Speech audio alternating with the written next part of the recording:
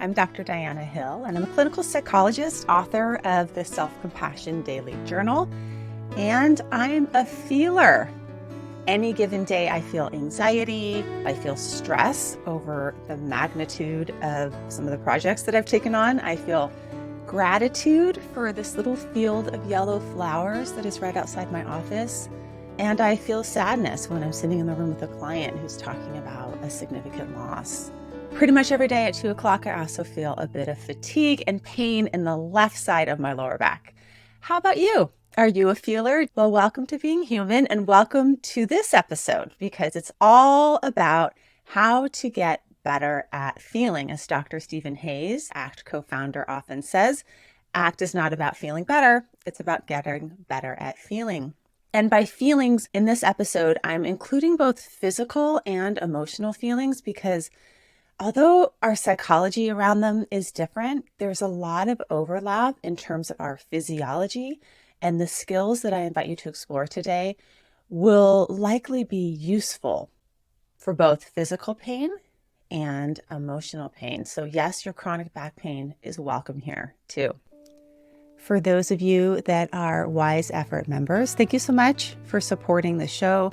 You are the reason why this show is still going on, and you can thank yourself for that as well. Your support means a lot to me, and I try and get back when I can. I made a 12-minute meditation for you about sitting with an uncomfortable emotion, so you can find that in your Wise Effort membership. If you have not become a member yet, you can do so by going to wiseeffort.com. And if you haven't checked out my YouTube channel, it's sort of organically growing. I put the videos of these podcasts on YouTube. Today I'm wearing my banana suit, which you will want to see. My nickname as a kid was Diana Banana. And I bought this banana suit. I clicked on the Instagram advertisement.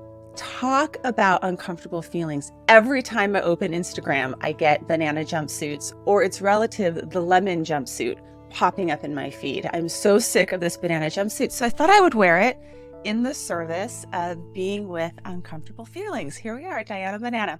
So go see me on YouTube. I'm going to start by reading from chapter 4 of the Self-Compassion Daily Journal because that chapter is dedicated to difficult feelings, having self-compassion, developing the ACT process of acceptance for difficult feelings. So this is what I write there.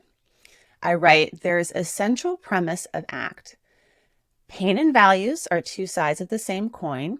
When you consider relationships, work projects, or social causes that are most important to you, they're also often what make you the most sad, worried, angry. And to be your best self in these important domains, you'll likely need to open up and be with pain that comes with them. That is what we're going to do today.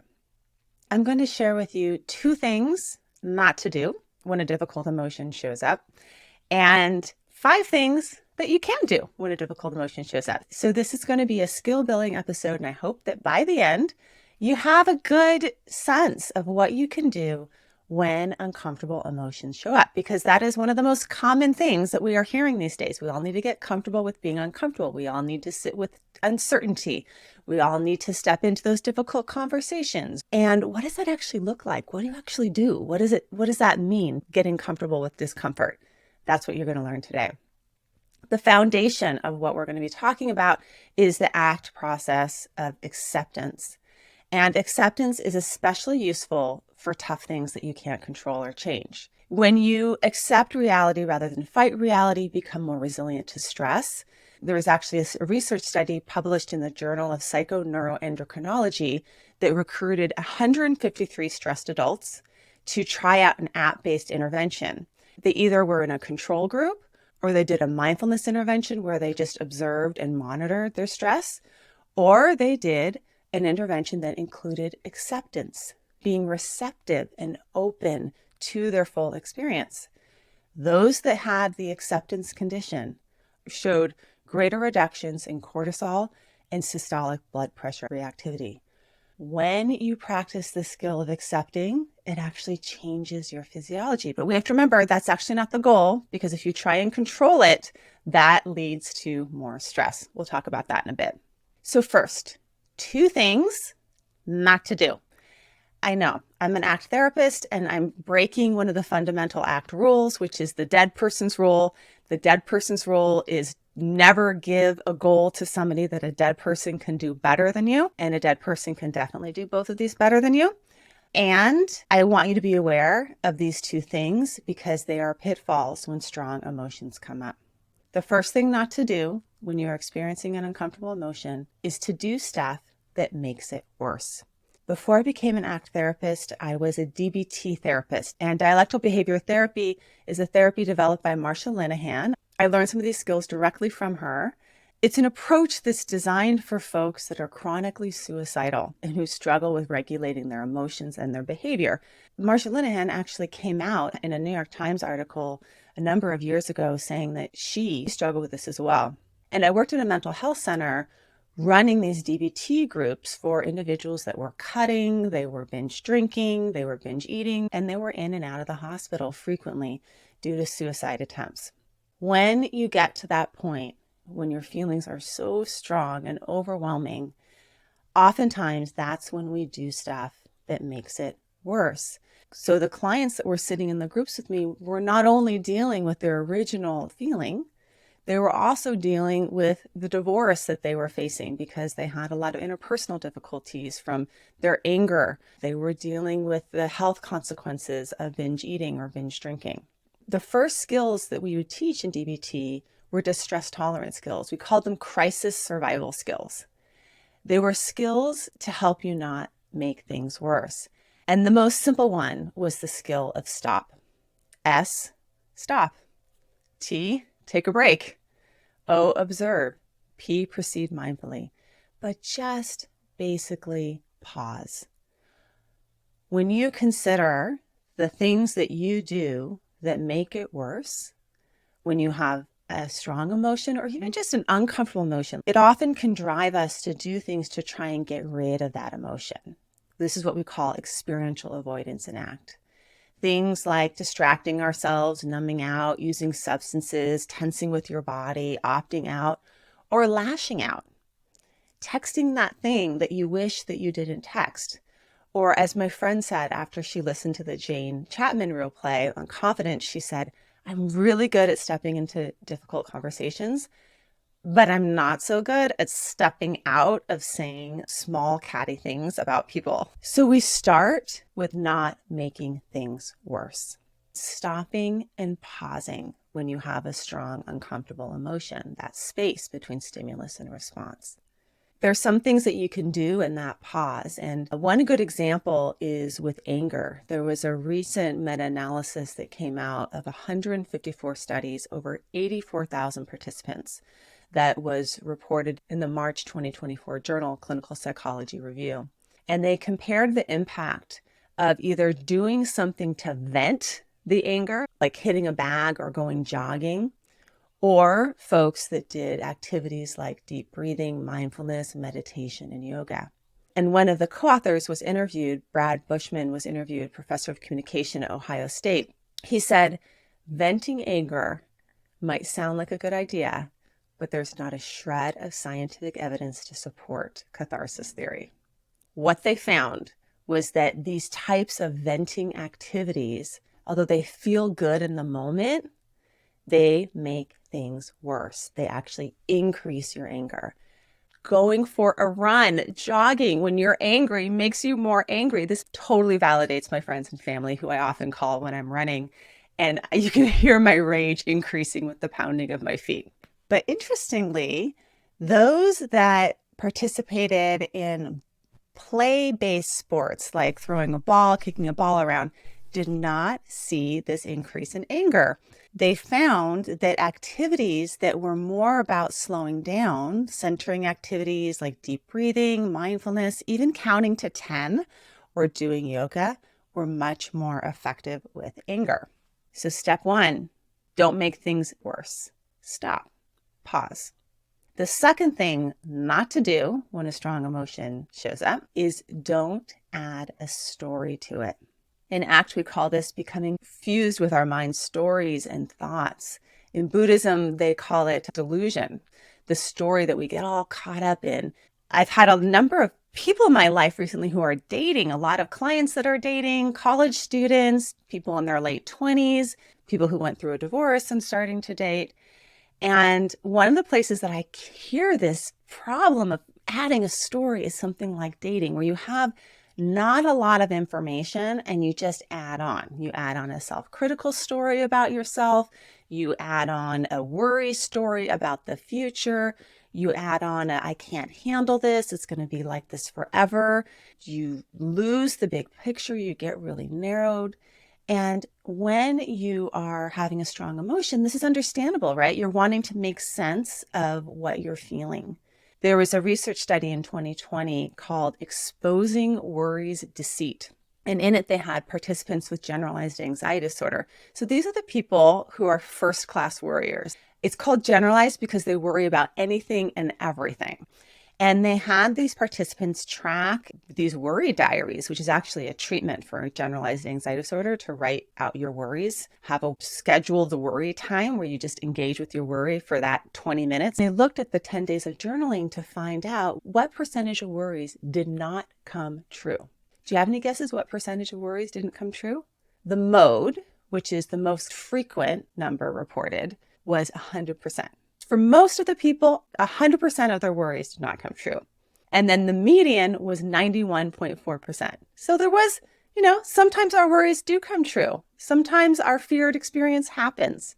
And the skill that I invite you to learn is going to help you with when those worries do come true. But worrying ahead of time does not make your chances of being able to handle that worried event any better. And there's research to support that as well. Whenever I mention these research studies, I always put them in the extended show notes so you can check them out for yourself.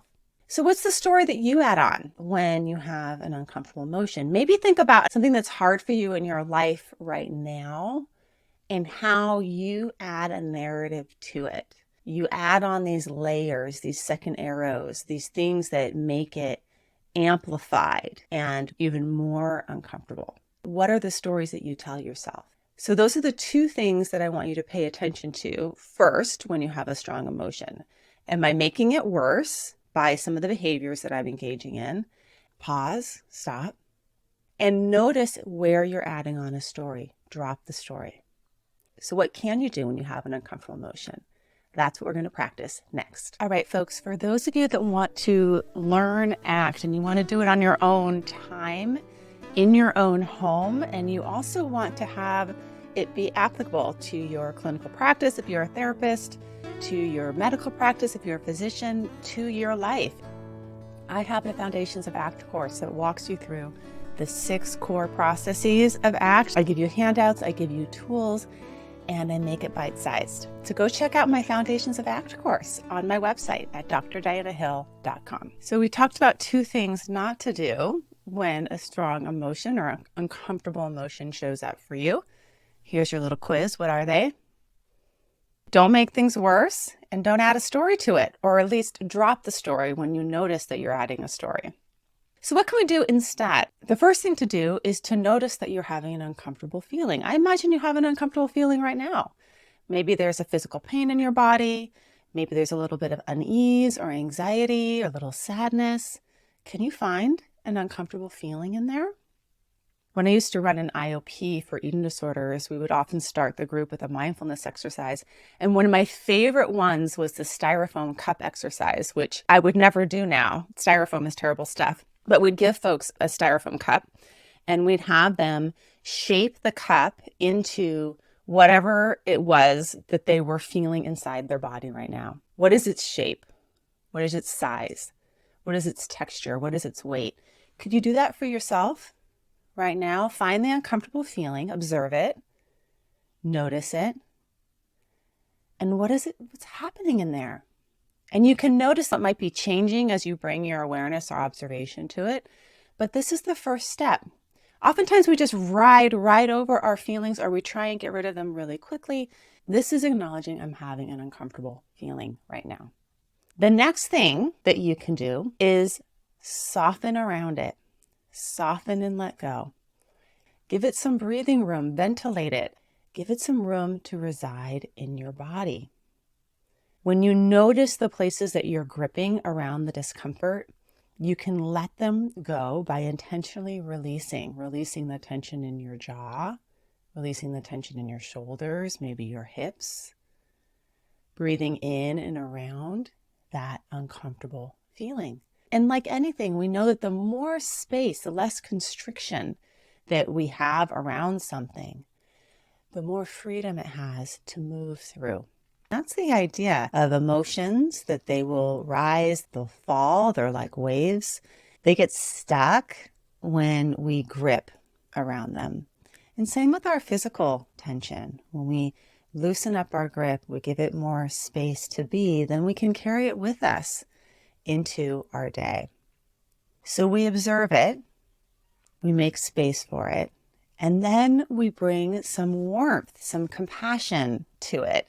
This is what Pema Chodron calls compassionate abiding, being with. Being with your discomfort may look like a number of different things. You could notice where it is in your body. You could put your hand on it, even imagining bringing some warmth to it. You can be with it by validating it, using some validating self-statements, things like, it's understandable that you're feeling this way. This is painful for you. I can see how much this hurts. I'm here for you. The things that you would tell somebody that was having a hard time. What would you tell them? How would you be with them? How would you be with somebody who is struggling with what you're struggling with? That is a cornerstone of self-compassion, to acknowledge the pain and then do something to alleviate it, to offer some care, some support. So we can do that through bringing some warmth to whatever it is you're feeling. Thich Nhat Hanh would say, I see you, sadness. I'm here for you, sadness. Breathing in, I'm aware of my sadness. Breathing out, I offer care to my sadness. Whatever it is that you are feeling, breathing in, I'm aware of my stress. Breathing out, I'm here for you, stress. So these first steps of observing whatever you're feeling, letting go of the tension around it, bringing some warmth and care to it. This is sort of like getting a good massage. I just got the best massage that I've gotten in a long time last week. I haven't gotten a massage in a long time, but he knew exactly those spots to tend to and to linger on and to be gentle with, or then push on. You can do that for yourself. This is like a self-massage, being with your emotions. Sometimes it's uncomfortable, and it's really strengthening your capacity to be with yourself. So then the final step of how to be with an uncomfortable emotion, after you've observed it, after you've opened to it, after you've maybe brought a little warm hot towel of love to yourself, is to ask yourself, what's important here? Is there something that your emotion is telling you that you need? One of those core yearnings that we talked about in the episode with Steve Hayes and Joe Sorochi is an emotion pointing to a value of yours. For example, if you're feeling really angry about somebody who keeps on crossing your boundaries, maybe there's a value there in terms of standing up for yourself. So you can ask yourself, what is showing up for me here? What do I need? What are the values that are underneath that? And those become the actions that you take. Those become the compassionate actions, the actions that you take to live out that value or to meet that need for yourself. Or even sometimes we can't meet the need for ourselves, but we can just acknowledge our own needs, and acknowledging your needs is a meeting of your own needs, right?